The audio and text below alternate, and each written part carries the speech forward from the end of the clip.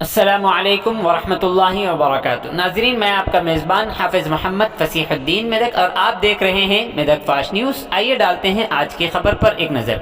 रामायण पेट को revenue division का दर्जा देने का मुतालिबा करते हुए 48 घंटे तक कारोबारी और तिजारती तंजीमों ने आज बंद का ऐलान किया है। तफसीलात के मुताबिक ज़िले मेदक के रामायण पेट को रेवेन्यू डिवीज़न का दर्जा देने के लिए गुज़िश्ता 75 दिनों से यहाँ पर एहतजाज जारी है। तिजारती और कारोबारी तंजीमों ने आज एहतजाज में हिस्सा लेते हुए 48 घंटों तक रामायण पेट बंद का ऐलान किया है। इस मौके पर जेएसी लीडरों ने बात करते हुए कहा कि अगर मकामी एमएलए ने जवाब नहीं दिया तो उन्होंने इंतबाह दिया कि वो मजीद एक हफ्ते तक यह बंद का ऐलान करेंगे। आइए इस सिलसिले में एक तफसीली रिपोर्ट आप हजरात के पेश खिदमत है।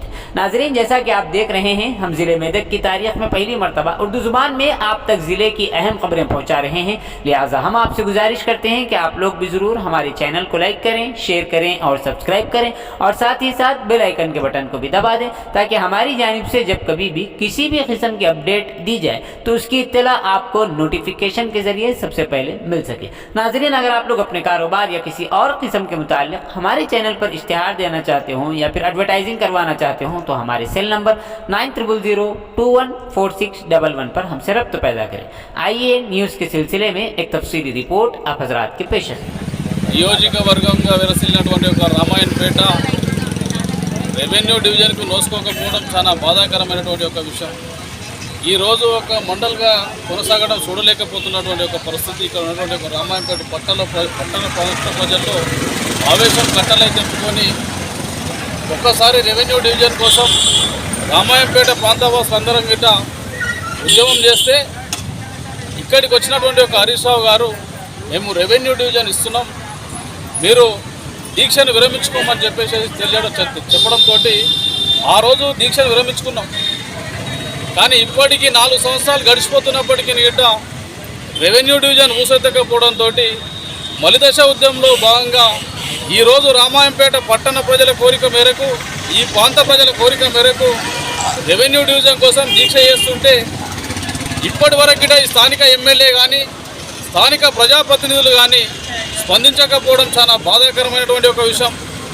ఒకవేళ ఈ 48 గంటల దీక్షతోటి ఇక్కడ స్థానిక ఎమ్మెల్యే అయినటువంటి ఒక పద్మా దేవేందర్ రెడ్డి గారు స్పందించకపోతే రాబోయే రోజుల్లో జరిగేటటువంటి ఒక పరిణామాలకు ఆమెనే పూర్తిగా నైతిక బాధ్యత వహించాల్సి ఉంటుందనేటువంటి ఒక విషయం కూడా తెలియజేస్తూ రేపు ఒకవేళ ఆధ్వర్యంలో 48 గంటల స్వచ్ఛంద బంద్కు జేఏసీ పిలుపునియడంతో వ్యాపార సంస్థలు, వివిధ కుల సంఘాలు, విద్యార్థి సంఘాలు, అన్ని రాజకీయ పార్టీలు ఒక టీఆర్ఎస్ మినహా అన్ని రాజకీయ పార్టీలు అందరూ కూడా పూర్తి మద్దతు పలుకుతూ స్వచ్ఛందంగా, మేము ఎక్కడ కూడా ఇప్పటివరకు ఏ షాపును కూడా బంద్ చేయమని చెప్పలేదు.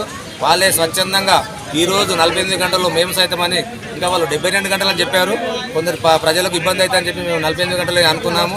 48 గంటలు స్వచ్ఛందంగా బంద్ చేస్తున్నారు. ఈ బంద్లో ప్రతి ఒక్కరు వ్యాపార సంస్థలు, వాణిజ్య సంస్థలు అందరూ కూడా పార్టిసిపేట్ జరుగుతుంది, పాల్గొనడం జరుగుతుంది. వారందరికీ కూడా జేసీ తరఫున పూర్తి సహకారం అందిస్తున్నారు. మా జేసీకి వాళ్ళు సహకారం అందిస్తున్నారు. ఇలాగే ఈరోజు రేపు 48 గంటల బంద్కు కూడా స్థానిక ఎమ్మెల్యే పద్మా దేవేందర్ రెడ్డి గారు స్పందించకపోతే ఖచ్చితంగా దాదాపు ఒక వారం రోజులు రాంపేట బంద్ పిలుపునిస్తాము. తర్వాత భౌతిక దారులకు కూడా దిగవలసిన పరిస్థితి ఏర్పడుతుందని చెప్పి స్థానిక ఎమ్మెల్యేకు గట్టిగా మేము హెచ్చరిస్తున్నాము జేసీ తరఫున.